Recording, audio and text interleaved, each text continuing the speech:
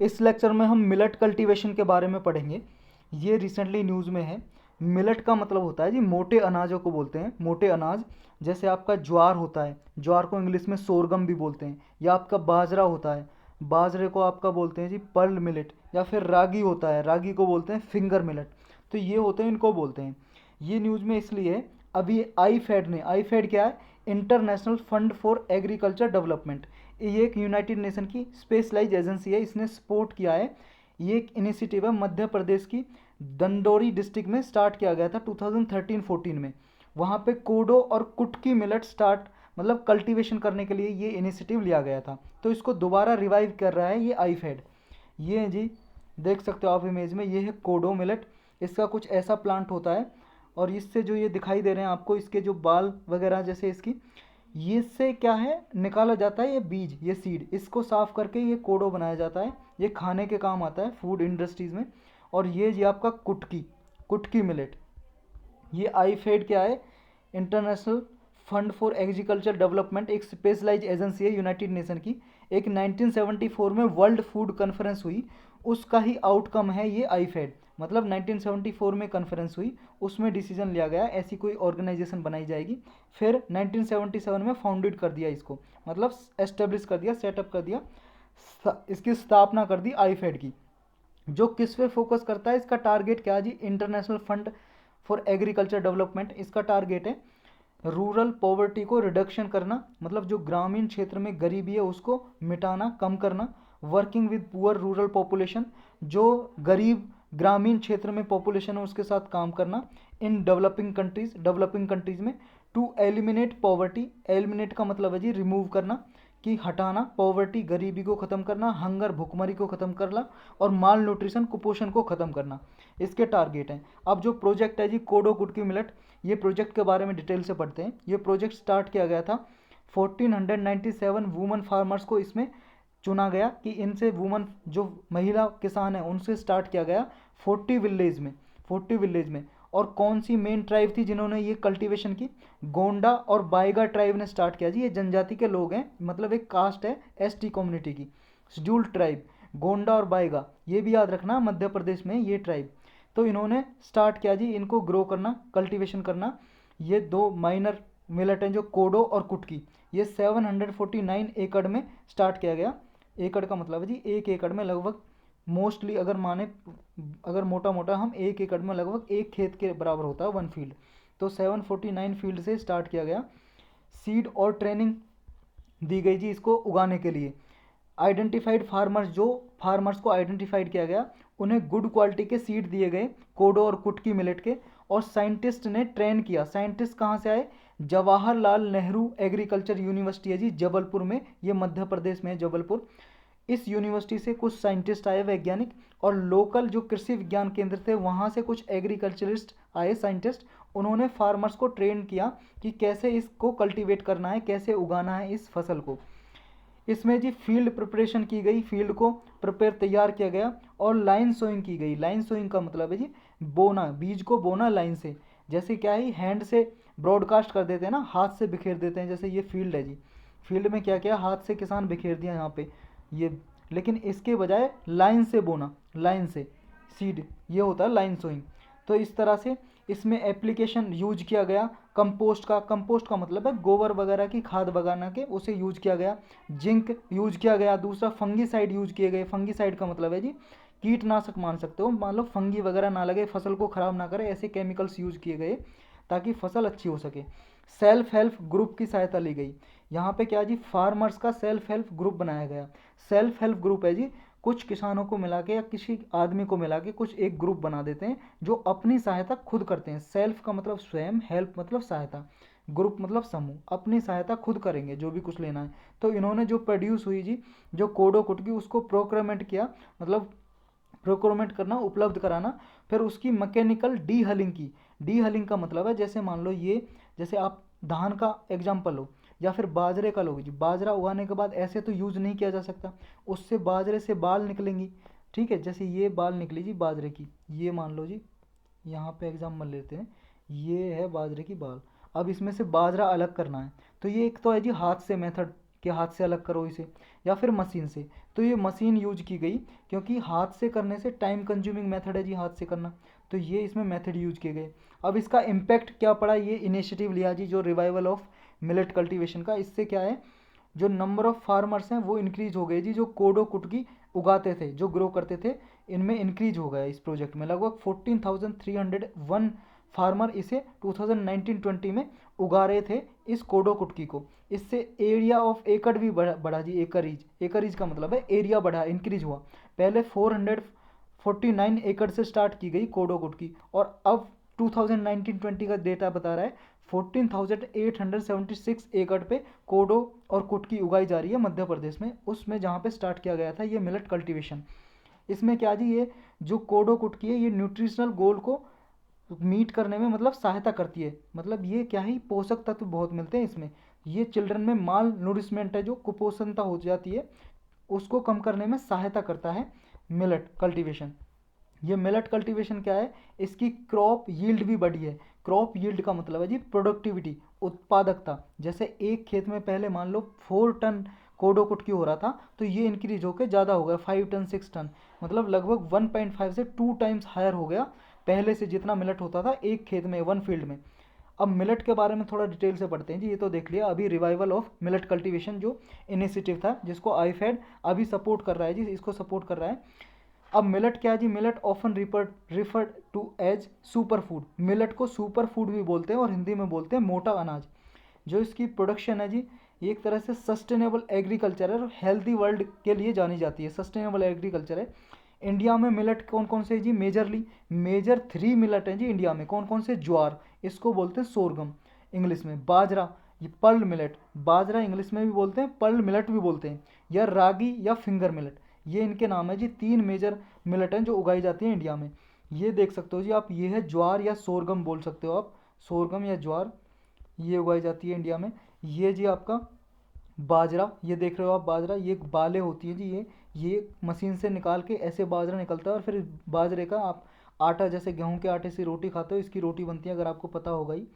और ये ज्वार की भी रोटी वगैरह बनती है जी, या फिर फूड इंडस्ट्रीज़ में और भी कुछ बनाने के लिए यूज़ होता है ये। और ये जी आपकी रागी, रागी के लड्डू भी बनाए जाते हैं जी, जो आप लड्डू वगैरह खाते हो ना, इसके लड्डू भी बनते हैं, लड्डुओं में डाला जाता है ये। अब इसमें जी इसके साथ और क्या लिया गया स्टेप, इसमें लिया गया along with that India grows rich array of biogenetically diverse indigenous variety of small millets.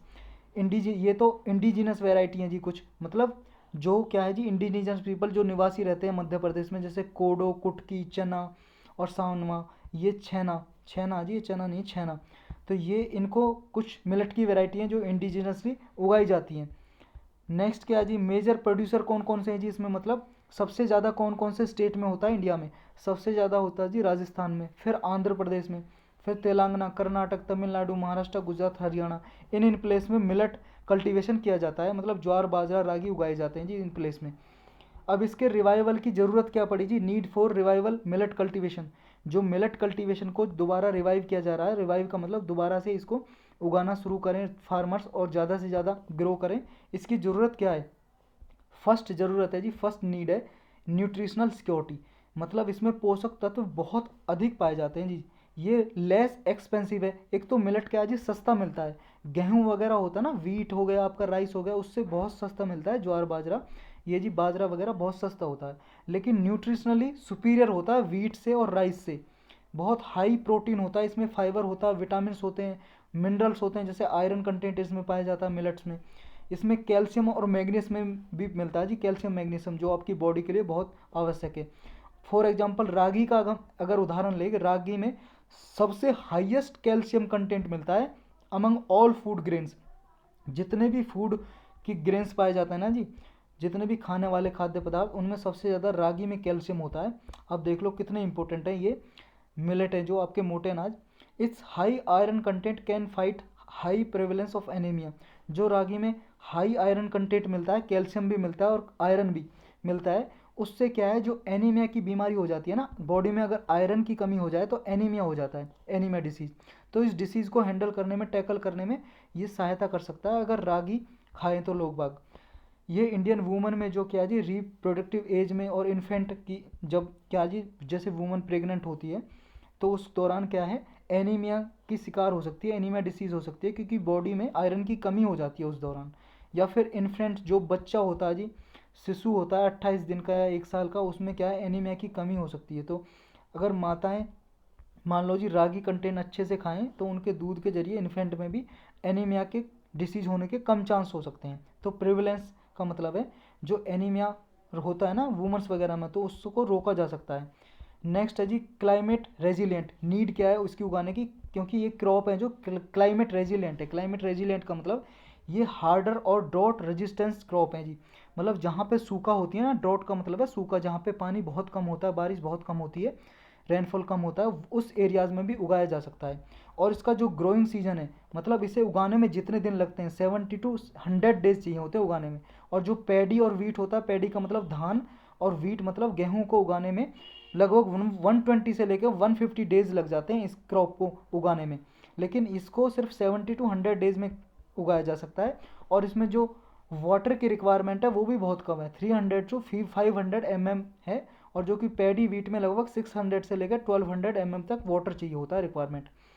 Economic security है जी एक, मतलब इससे क्या है जी, जो लो इन्वेस्टमेंट लगता है इसमें। देखो जो प्रोडक्शन कॉस्ट होती है, मतलब उगाने में खर्चा बहुत कम होता है। और इसके क्या है जी, जो फार्मर को इनकम सोर्स सस्टेनेबल हो सकता है, कम खर्चे में अच्छा इनकम हो सकती है उसकी, कम खर्च करके, मतलब एक्सपेंडिचर कम खर्च करके ज़्यादा उसे इनकम हो सकती है। कैन टैकल हेल्थ इशू, ये तो हमने देखा ही, हेल्थ की जितनी भी बीमारी हैं लगभग मोस्टली ये उसको टैकल कर सकता है। जैसे लाइफ स्टाइल प्रॉब्लम है, ओबेसिटी, डायबिटीज़, क्या है जी, जैसे बहुत सारों को ओबेसिटी का मतलब है मोटापा बढ़ जाता है, डायबिटीज़ हो जाती है, क्योंकि ये क्या है ग्लूटन फ्री क्रॉप होती है मिलेट, और इनमें लो ग्लाइसेमिक इंडेक्स होता है। जैसे relative ranking of carbohydrates in food according to how they affect blood glucose level. तो इनमें जो है क्या है, ये लो ग्लाइसेमिक इंडेक्स होने के कारण और ग्लूटन फ्री होने के कारण ओबेसिटी का कम चांस है। मतलब अगर मिलेट वगैरह ज्वार बाजरा खाने से मोटापा बहुत कम हो जी, चांस है कि आपको मोटापा आए। मोटापा अगर है भी तो ओबेसिटी वो भी घट सकता है, कम हो सकता है। Millet are rich in antioxidant, ये मिलेट होते हैं जी एंटीऑक्सीडेंट होते हैं, मतलब आपको बहुत सारी डिसीज़ वगैरह से बचाते हैं और आपकी इम्यूनिटी सिस्टम को इंक्रीज़ करते हैं। जो रोग प्रतिरोधक क्षमता होती है इम्यूनिटी का मतलब, उसे इंक्रीज़ करते हैं। अब चैलेंजेस क्या है जी, चुनौती क्या है इसको उगाने में, मतलब क्यों मिलेट को फिर भी उगाया नहीं जाता इतने सारे फ़ायदे बेनिफिट्स होने के बावजूद भी। एक तो जी प्रेफरेंस फॉर वीट, क्या है जी लोग बाग सबसे ज़्यादा वीट को प्रेफर करते हैं, क्योंकि ये वीट क्या है ग्लूटन प्रोटीन होता है इसमें, और जो कि स्वेल हो जाता है। जैसे जब इसकी रोटी, जैसे मान लो इसमें इसका डो होता है, डो डो का मतलब है आटा, आटे में जब पानी मिलाया जाता है, ऐड वाटर किया जाता है, तो इसका फ्लोर है, जो फ्लोर का मतलब भी आटा ही है जी, तो ये फूल जाता है, स्वेल हो जाता है। इसकी वजह से क्या है, ये कोहेसिव होता है, इलास्टिक होता है मतलब बढ़ जाता है जी, इलास्टिक होता है, जैसे रबड़ की तरह खिंचता है। इसकी वजह से क्या है, जो चपाती बनती है ना, चपाती रोटी बनती है इससे, वो बहुत ही सॉफ्ट होती हैं और फूल जाती हैं। लेकिन मिलेट क्या है जी, वो ग्लूटन फ्री होता है, इसमें ग्लूटन नहीं होता। वीट में ग्लूटन होता है और मिलेट में ग्लूटन नहीं होता। जैसे बाजरे की रोटी बनाएंगे तो जो वो फूलती नहीं है, स्वेल नहीं होती, तो खाने में थोड़ी सॉफ्ट नहीं होती, थोड़ी हार्ड होती हैं। इसलिए लोग वाग वीट को ज़्यादा प्रेफर करते हैं खाना। नेक्स्ट चैलेंज क्या है जी, नेक्स्ट है increase demand for processed food. अभी देखा है जैसे आपने, जैसे लाइफस्टाइल चेंज होता जा रहा है, लोग बाग वेस्टर्न फूड अपना रहे हैं और जो प्रोसेस्ड फूड होते हैं जी उनको प्रेफर करते हैं। जैसे अल्ट्रा प्रोसेस्ड फूड या ready to eat product. Ready to eat product होता है, जैसे मान लो आपके ready to eat chow mein, burger हो गया, बर्गर जो बनता है जी प्रोसेस्ड होके बनता है, डबल रोटी हो गया, डबल रोटी बर्गर में यूज होता है, तो ये इनमें सोडियम, शुगर, ट्रांस फैट ज़्यादा होता है जी, जो हमारे हार्ट डिसीज़ वगैरह और हेल्थ के लिए काफ़ी सारी प्रॉब्लम होती है इनसे। दूसरा, इनकी इंटेंस मार्केटिंग हो रही है, जो प्रोसेस्ड फूड है ज़्यादा मार्केटिंग होती है। इवन क्या है, जो रूरल पॉपुलेशन है आजकल के, जो ग्रामीण लोग हैं ना, ग्रामीण जनसंख्या है, वो भी प्रेफर करती है ये मील प्रोसेस्ड फूड, जैसे मील प्रोसेस्ड राइस होता है या वीट होता है, उनको प्रेफर करती है खाना। नेक्स्ट है जी national food security act promoting other grains. ये भी एक चैलेंज है जी, चुनौती है, क्योंकि हमारा जो नेशनल फूड सिक्योरिटी एक्ट है 2013 का, 2013 का, वो भी प्रमोट करता है कि वीट और राइस देता है।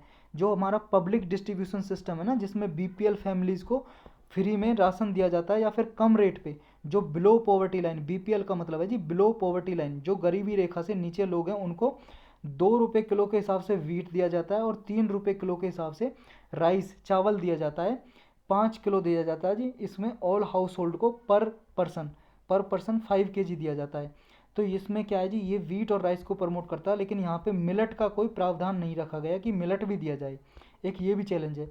अब इंडिया ने क्या इनिशिएटिव लिए हैं जी, इंडियन इनिशिएटिव मतलब इंडिया ने क्या क्या कदम उठाए हैं मिलट को प्रमोट करने के लिए कि ज्वार बाजरा रागी को प्रमोट किया जाए।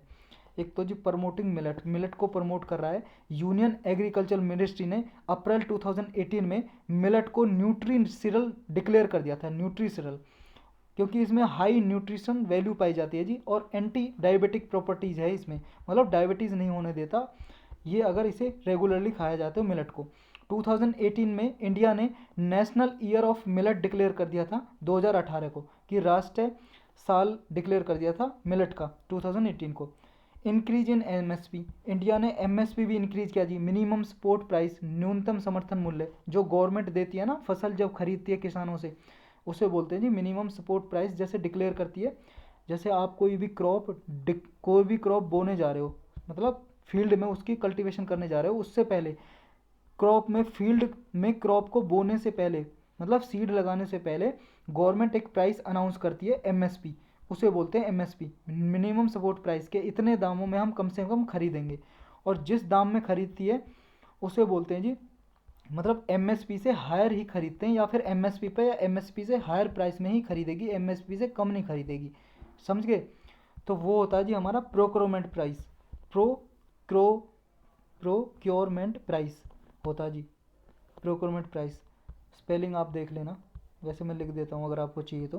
प्रोक्योरमेंट, ये एक ही वर्ड है जी, प्रोक्योरमेंट प्राइस, प्राइस की तो स्पेलिंग पता ही होगा आपको। तो इसके जो खरीदते हैं उसे बोलते हैं पीपी, प्रोक्योरमेंट प्राइस। और एमएसपी डिक्लेयर किया जी, इसका हाइक कर दिया, मतलब हाइक का मतलब है इंक्रीज कर दिया मिलट के लिए, ताकि फार्मर्स की इनकम इंक्रीज हो सके। दूसरा, मार्केट उपलब्ध कराई जी प्रोड्यूस के लिए, ताकि जब मान लो मिलट आपने उगा तो लिया, क्रॉप कल्टीवेशन कर ली, लेकिन उसके लिए मार्केट भी चाहिए जहाँ पे बेच सकें, तो मार्केट प्रोवाइड की गवर्नमेंट ने। दूसरा और क्या किया जी, नेक्स्ट इनपुट सपोर्ट, गवर्नमेंट ने इनपुट सपोर्ट की, इंट्रोडक्शन किया सीड किट, इनपुट दिया फार्मर्स को, एक वैल्यू चेन बनाई, किसके जरिए, फार्मर प्रोड्यूसर ऑर्गेनाइजेशन के जरिए। फार्मर प्रोड्यूसर ऑर्गेनाइजेशन होती है जो कुछ फार्मर मिलकर एक ऑर्गेनाइजेशन संस्था बना लेते हैं, वो खुद ही डिसीजन लेते हैं फार्मर उसमें। तो इस तरह से मिलट की मार्केटेबिलिटी को सपोर्ट किया गवर्नमेंट ने। दूसरा, इंटरनेशनल इनिशिएटिव किया जी, अंतर्राष्ट्रीय सतह पर क्या कदम उठाए गए इसको प्रमोट करने के लिए मिलट को। यूनाइटेड नेशन जनरल असेंबली ने जी, इंडिया ने एक रिजोल्यूशन को सपोर्ट किया। इंडिया ने कहा कि 2023 को international year of millet declare कर देना चाहिए, इंडिया ने कहा, और यूनाइटेड नेशन जनरल असेंबली ने मान लिया। तो यूएनजीए ने इसे 2023 को international year of millet declare कर दिया है। 2023 जब आएगा वो इंटरनेशनल ईयर ऑफ मिलट की तरह मनाया जाएगा, सेलिब्रेट किया जाएगा। वे फॉरवर्ड में क्या जी, सॉल्यूशन देखो जी, पहले तो जो मिलट की फार्मिंग के लिए किसानों को इनकरेज करना पड़ेगा, अवेयरनेस देनी पड़ेगी उनमें कि ये क्लाइमेट रेजिलेंस क्रॉप है, इन्हें कम पानी पे ड्रॉट कंडीशन में भी उगाया जा सकता है। दूसरा, इनका शॉर्ट क्रॉपिंग ड्यूरेशन है, कम समय में हो जाती हैं, लगभग 70 to 100 डेज में इन्हें उगाया जा सकता है। और ये पुअर सॉइल में भी हो सकती हैं, जिनमें न्यूट्रिएंट, जो मृदा होती है ना मिट्टी, उसमें अगर न्यूट्रिएंट पोषक तत्व कम है उसमें भी इसे उगाया जा सकता है। Ability to grow on poor soil, और हिली ट्रेन पे, पहाड़ वगैरह पे भी इसे उगाया जा सकता है जी, हिली टेरेन होते हैं वहाँ पे भी, जो मिट्टी होती है वहाँ पे भी। और लिटिल रेन, बहुत ही कम बारिश चाहिए जिसके लिए बरसात। तो इसकी एक्सेसिबिलिटी क्या है जी, because of their accessibility to the poor they can play essential role. गरीब लोग भी इसे, गरीब किसान भी उगा सकते हैं जी, क्योंकि इसकी प्रोडक्शन कॉस्ट कम आ सकती है, मतलब कम आती है इसकी प्रोडक्शन कॉस्ट, जो उगाने में खर्चा आता है। इस तरह से ये रेन फेड फार्मिंग सिस्टम है, उसके लिए बहुत ही इंपॉर्टेंट क्रॉप है जी, क्योंकि क्लाइमेट एडेप्टेशन क्रॉप है जी, सपोर्ट। इसकी तरह से मान लो जहाँ पे कम बारिश होती है तो वहाँ पे उगाया जा सकता है, राजस्थान के एरियाज़ वगैरह में। तो इस तरह से एक इंपॉर्टेंट क्रॉप है, इसके बारे में ये पढ़ा। आपको पता है जैसे एग्रीकल्चर से 10 से 12 क्वेश्चन पूछे थे जी यूपीएससी के प्रीलिम 2020 में। 2019 में भी 4 से 5 क्वेश्चन आए थे एग्रीकल्चर के लिए। तो ये आपके प्री और मेंस दोनों के लिए इंपॉर्टेंट है। तो इस लेक्चर में सिर्फ इतना ही।